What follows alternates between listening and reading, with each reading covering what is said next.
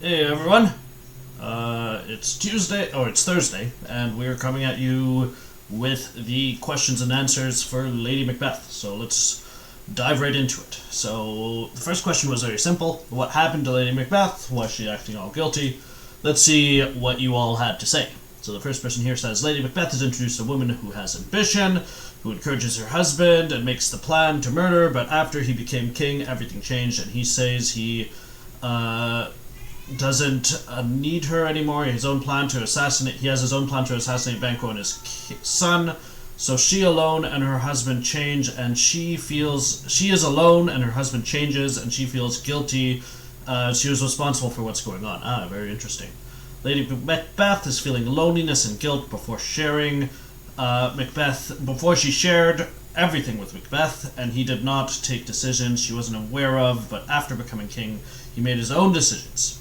Lady Macbeth is viewed initially as mentally strong and determined and nefarious. However, she begins to gradually lose her mind as she is overwhelmed with guilt. So, that's a solid reading of the text, that essentially she starts to feel guilty because she's alone, right? And that is a good thing to pick up on, because, when Macbeth says, be innocent of the deed, dearest Chuck, right? When he says that to her, that sort of dismisses her from the conspiracies, right? She is sort of left to just think about how guilty she is. Maybe, if she'd been kept busy, right? If Macbeth had said, hey, can you help me kill Banquo? Can you help me kill Macduff?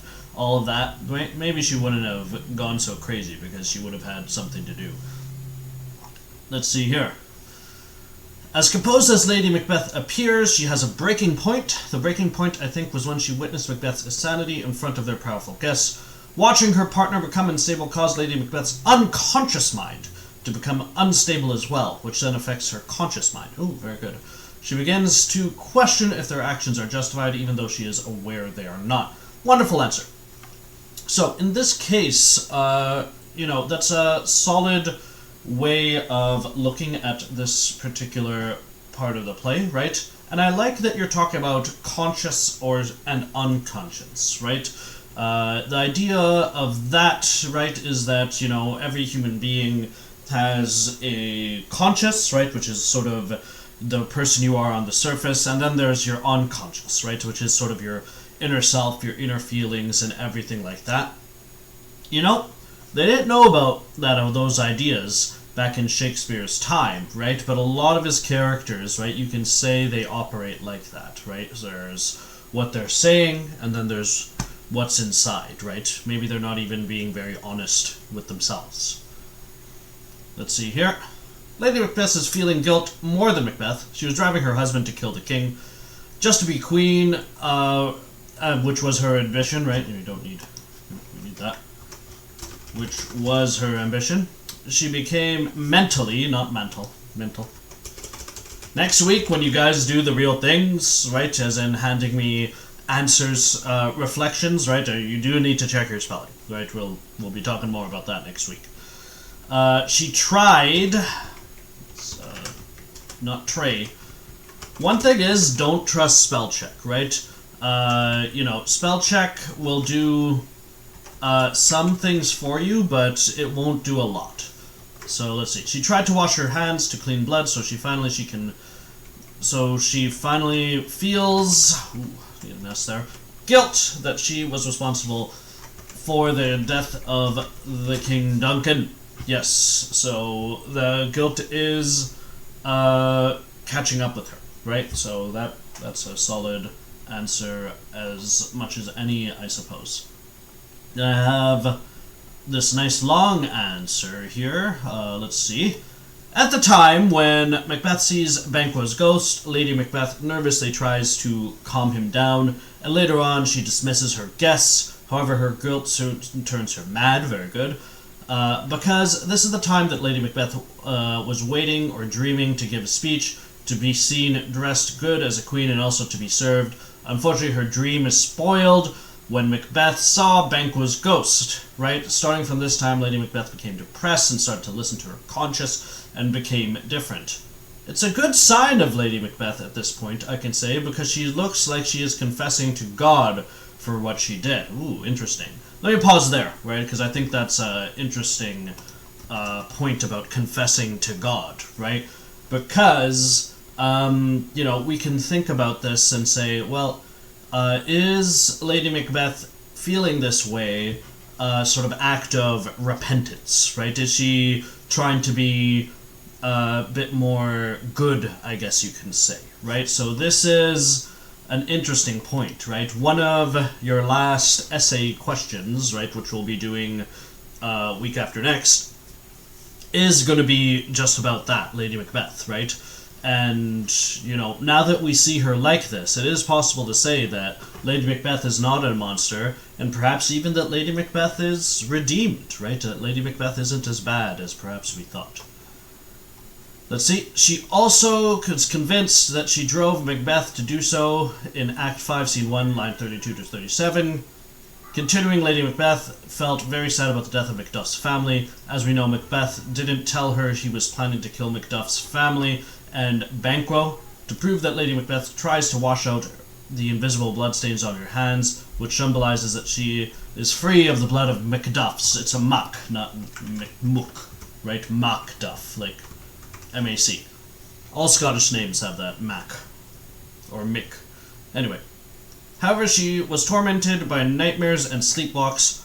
On the other hand, Lady Macbeth knew that she would not be suicide with her husband. Everything got out of control because Macbeth became a bloody man, continues killing innocent people. All this makes her to be different, and she loses her mind, which may drive her to suicide. Very good, right? That's a solid set of analysis here.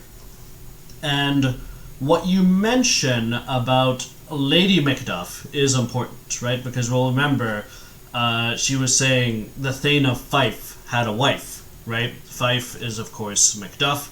So, yeah, maybe, you know, the idea of killing Duncan, who's a man, might not feel so bad to her, but maybe killing and having another woman killed, right? A woman like her, maybe she thought that was crossing the line, right? Yeah, that's a very good point. Very good to the one who wrote that. So, next one, Lady Macbeth, according to the play, is the person who has pushed Macbeth to commit assassin. You don't commit assassin, you commit murder. Against Duncan, the king, his friend Banquo, and 2 guards. Also, she wants to be in kingdom to have power and recognition. So, she needs to implement strategies in order to get into the reign with Macbeth at any cost. As a result, Lady Macbeth starts to recognize her guilt, and she feels now scared. In fact, she walks around and washes her hand, indicating that she has mental issues because she cannot stand with the problems. At this point, washing hands means that she wants to be clean from any crime, and walking around could mean that she wants to run away from problems. She's not feeling well at all, and she is not fighting with herself. She's losing her mind. Now she's fighting herself. She's losing her mind and getting crazy. Yep, very good. Right, that's a solid answer to that particular point. Lady Macbeth here is doing whatever, you know, she can to cleanse herself of that guilt, right? And, you know, it is true to say that she can't really escape it. So, let's go back to Macbeth here about his suicide. So Lady Macbeth definitely committed suicide, but let's see Macbeth. So is Macbeth committing suicide? That was our second question here. Absolutely yes. Macbeth's life has lost meaning to an extent that he no longer cared about what could happen to him anymore. He kind of lost control over himself and completely lost sense of direction. He had fear and hatred for himself, and that was driving him to do whatever he thought of, even when actions were life-threatening. Precisely, he was trying to commit suicide, but as a soldier, he perhaps wanted to die like a hero on the battlefield. So, this part at the end here is very important, right? I believe later on in the play, Macbeth is going to say, at least we'll die with harness on our back, as in, at least we'll die fighting, right? So, that is definitely something that is, you know, going to affect him, right? You know, the idea that if you die as a soldier, at least you can say, that, you didn't die as, in a ditch or get executed or something like that. Dying in battle at least has some kind of honor. Let's see about this. Macbeth has been played out to be the fool of the show. I believe he went to go fight the English so brazenly because he does not understand that the witches are fooling him. They are playing a battle of intellectual manipulation on him. He truly believes nothing can go wrong and that he is invincible due to what witches have told him. He has no realization that if you look at the whole picture, he has lost more than he has gained. Very, that's the alternate take, right? So you could say he knows what he's doing and he knows that this is going to result in him dying, right? But you could also say maybe he's 100% convinced of the witch's stuff, right? The whole thing that, no one born from a woman can hurt him, right? And the wood has to come to the hill in order to for him to be lost, right? So that's very possible too. Second last one. Macbeth was a man of pride and complacency who believed in supernatural powers of witches rather than being realistic in assessing things logically. His rise to power was a result of ego and easily falling into the traps of witches' prophecy, and this defined a chaotic, chaotic is an adjective, right? So chaotic nature of Macbeth's life, full of blood and killing, exaggerated, invincible self-arrogance. Okay, I get you here. His decision to fight the English forces was based on his traditional belief of fake prophecies of witches, which made him think he was going to win the battles and he was invincible. It's interesting you say fake prophecies, because what you're going to see is that every one of the witches' prophecies is actually correct, right? The witches are never wrong in this play, right? And we'll talk more about that on Monday. No, not Monday, Tuesday, because it's Easter Monday. He was also in a state of negligence in whatever he does after he lost his wife, and he had no reason to live for, so he was saying now approaching matters with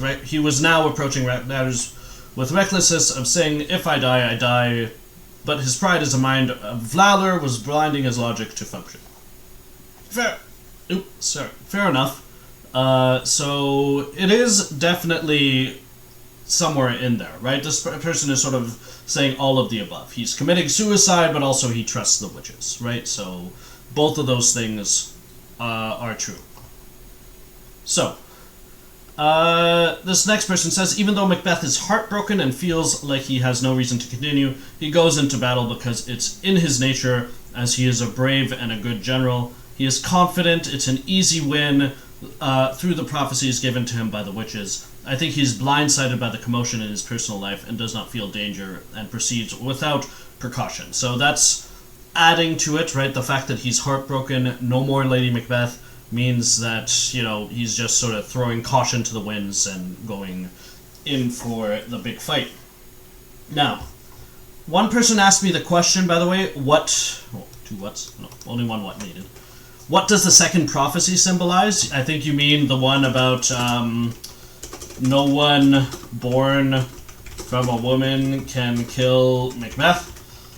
That's a good question that we will answer on Tuesday, because it ties in to the end of the play, right? The end of the play is sort of hinging on that prophecy, right? That no one born from a woman can kill Macbeth, because if you think about it, everyone's born from a woman, so no one should be able to harm Macbeth. He should be completely invincible.